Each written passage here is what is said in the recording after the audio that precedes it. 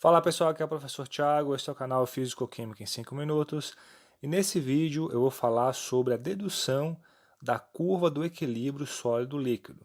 Esse vídeo é uma continuação do vídeo da equação de Clapeyron e que a gente vai focar agora no equilíbrio sólido-líquido.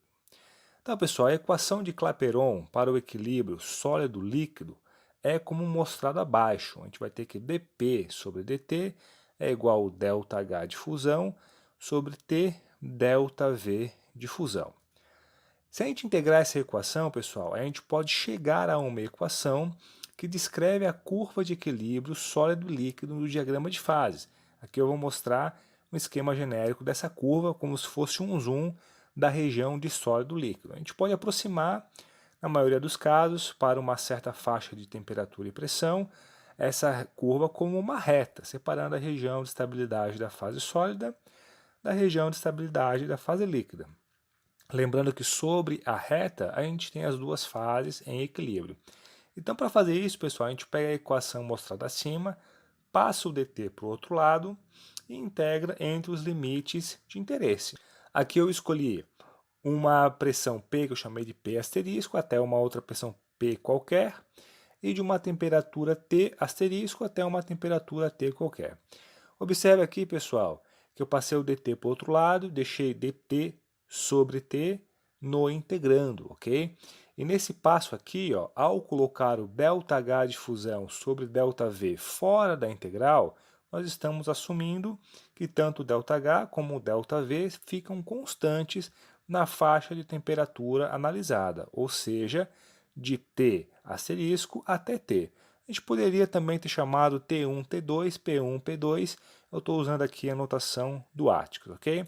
Resolvendo aqui, são integrais simples, a gente chega nessa equação destacada na caixa preta.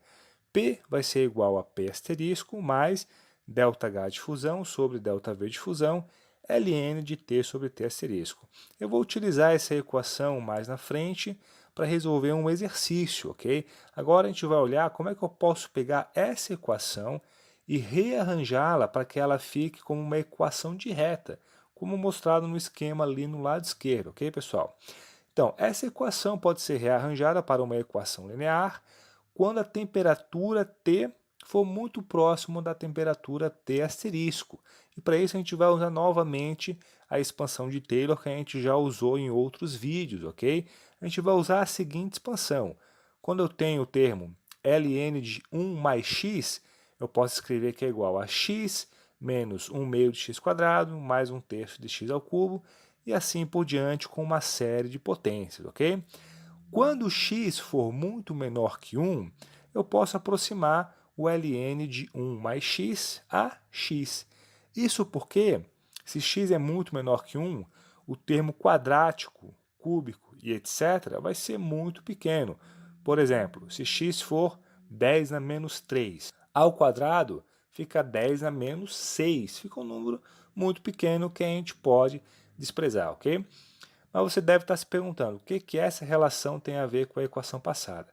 A questão é a seguinte, t sobre t asterisco pode ser escrito como 1 mais t menos t asterisco sobre t asterisco. Você pode verificar que dá certinho essa equação. Portanto, o termo ali da equação, o termo do logaritmo, pode ser mudado como a gente colocou aqui na equação. A equação pode ser escrita como P igual a P asterisco mais ΔH de fusão sobre ΔV de fusão, e o ln de T sobre T asterisco pode ser substituído por ln de 1 mais T menos T asterisco sobre T asterisco. Aqui a gente tem o formato da expansão de Taylor, 1 mais x, sendo que eu posso chamar o T menos T asterisco sobre T asterisco de x. Segundo a expansão, quando esse x for muito menor que 1, a gente pode aproximar isso a x. Portanto, aplicando-se a expansão de Taylor a essa equação e desprezando os termos quadráticos e superiores, que equivale a dizer que a gente está considerando que esse x é bem menor que 1, eu posso escrever que P é igual a ΔH de fusão sobre ΔV de fusão, que multiplica T menos T asterisco sobre T asterisco, ok? Aqui depois, pessoal, você olha com bastante atenção essa transformação para ficar bem claro, mas é simples. A gente usa a expansão de Taylor, faz um rearranjo na equação e consegue chegar nessa forma que está mostrada abaixo. Aqui já é uma forma de reta, mas eu vou deixar mais claro ainda, ok? Eu posso pegar a equação e escrever assim, pessoal. Simplesmente passei o t asterisco que estava ali no denominador para frente ali do ΔV de fusão. É a mesmíssima coisa. Multiplicando ali pela diferença entre parênteses, a gente pode escrever nesse formato. E por fim, se eu chamar esse P asterisco menos ΔH de fusão sobre ΔV de fusão de uma constante, afinal de contas, P asterisco é uma certa pressão, ΔH sobre ΔV, como nós consideramos constantes ao deixar fora da integral, também é uma constante, eu posso escrever assim. A equação vai ficar P igual a uma constante, chamei aqui o P asterisco menos ΔH de fusão sobre ΔV de C, ok? E o termo ΔH de fusão sobre T asterisco ΔV de fusão vezes T. Isso aqui é uma equação de reta, ok? P seria o Y e o T seria o X. O termo ΔH de fusão sobre T asterisco ΔV de fusão seria o coeficiente angular. Pode ver, né, nessa representação que essa equação de reta vai descrever uma reta como aquela que está descrita nesse exemplo ali. Vamos pegar agora alguns exemplos mais claros. Vamos ver aqui, pessoal, a equação da reta para a água e para o benzeno. Então, se a gente aplicar essa equação no caso da água, pegando lá os valores de ΔH de fusão e ΔV de fusão, a gente vai chegar nessa equação, em que a pressão está em bar e a temperatura em Kelvin, ok? Observe que para a água o coeficiente angular é negativo, ok?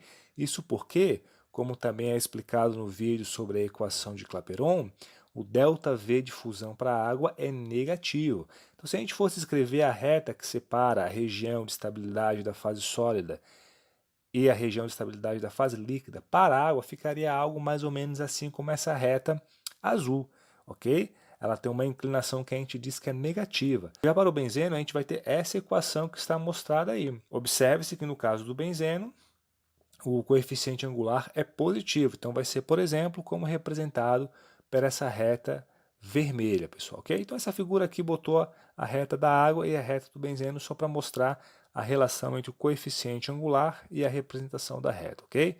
Para terminar, pessoal, vamos aqui resolver um exercício, ok?